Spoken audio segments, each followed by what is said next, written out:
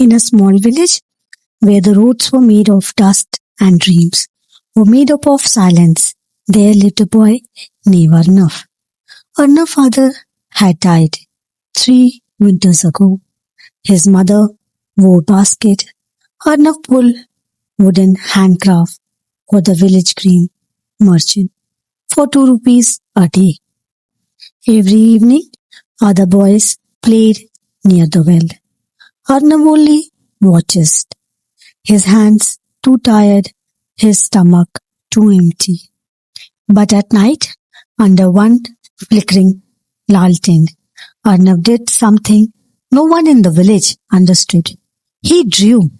He drew birds. He drew rivers. He had never seen. He drew a boy standing on the top of the mountain, looking over the whole world. Later, when Hut had gone quiet, his mother was asleep. Arnav pulled thin blanket over his head and lit a stab of candle. Under it, he drew river he had never seen, city had only imagined, a boy standing somewhere far from there. It was only hour of a day that belonged entirely to him, and that for 1 hour he was not cart puller, he was simply Arnav. Sometime he wondered if star look same in his city. The merchant spoke of it. In his mind, the world was far bigger. Then the 2 rupees he earned each day. Drawing will never fill your stomach, his mother said one night. That is enough for a boy like us. Arnav said nothing, but that night he did not stop drawing. He only drew more quietly. Drew in secret, hid the sketchbook beneath the loose floor plank. Every morning, no one in the village knew how much he had already imagined. No one knew that boy who pulled a cart for 2 rupees had a day was quietly teaching himself to teach, to see the world differently.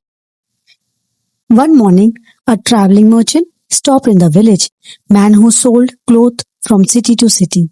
His cart wheel had cracked on the rocky road just outside the village. A small crowd gathered, murmuring about how long the repair might take.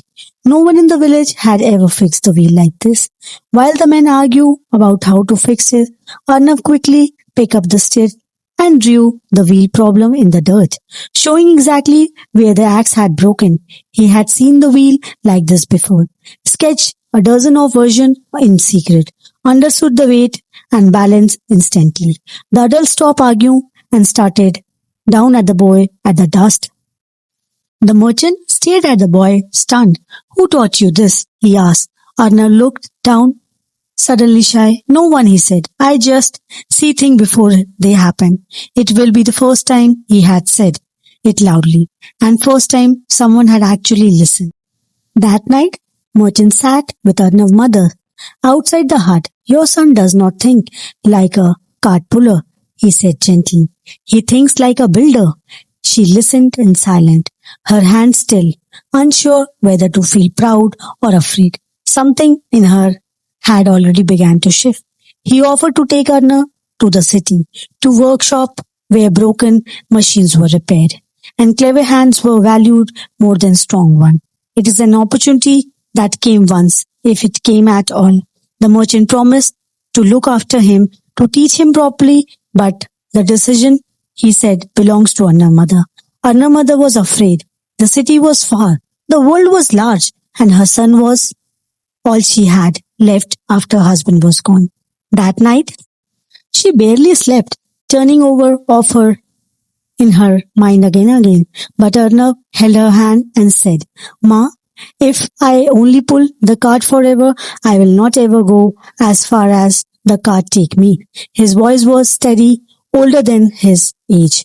He told her mother about drawing under the blanket, the bird, the river, the mountain, the boy dreams. He had never dared to say aloud until now. She whispered in her ears, pack her few belongings, spare the shirt, piece of bread, his sketchbook, wrap carefully in the cloth. Her hands trembled as she folded each item, folding on a little longer than necessary. It was the largest, hardest, bravest thing she had ever done for her son. At dawn, Arnav left the village on the foot beside the merchant repair cart, looking back once at only whom he had known. His mother stood at the doorway, one hand raised, her face full of both fear and hope. Neither of them said goodbye. Year later, the workshop boy who once drew wheel in the dirt became known across the region, not pulling the cart, but building them. His hand once tired from the cart weight, now moving the quiet confident over wood and iron. The boy who once drew the secret was now building things the whole region depend on. He returned to his village one day, not working behind a cart, but riding one of he had built himself, filled with gifts for his mother. Villager gathered as word spread. His mother ran from the hut, tears streamed, barely recognizing the man her boy had become. The village once said, "The boy like us don't dream." Now send their own children to him to learn to see like once he did. He taught them to sketch, to question, to imagine beyond the road that end at the village border. In every child's hand, he placed a small piece of courage of his mother once gave him. Because the size of your life is never decided by the cart you were given, only by how far you think is willing to travel. Somewhere, a boy is still drawing under the blanket tonight, not knowing whether it will lead, or somewhere that quiet candlelight has already begun his future.